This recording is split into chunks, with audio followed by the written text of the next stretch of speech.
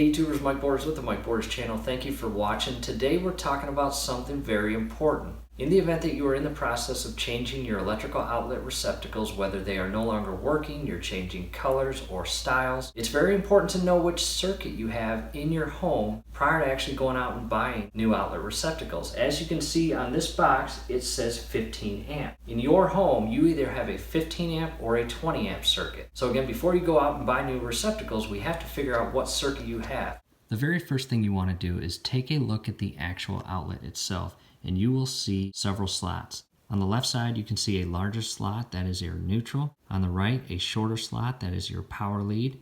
And down at the bottom, a half oval slot, which is for your ground. In the event that this had a T-shaped neutral slot, that would indicate that you have a 20 amp circuit, as well as a 20 amp receptacle. And again, it has a T-shaped neutral slot, so it can receive a special 20 amp plug in addition to the standard 15 amp plug. However, your 15 amp plug receptacles will not have that T-shaped neutral slot, therefore will not allow a 20 amp plug to be inserted in this outlet. The second thing you can do is locate your home's electrical panel, open up the door, and in the event that you are changing an outlet receptacle in your master bedroom, go ahead and look at the actual labeling and master bedroom. That is circuit breaker number 19. And there it is, circuit breaker number 19. And as you can see right there, that's a 15. That indicates that that circuit is a 15 amp circuit. And therefore we will make sure that when we go purchase new outlet receptacles, they are 15 amps.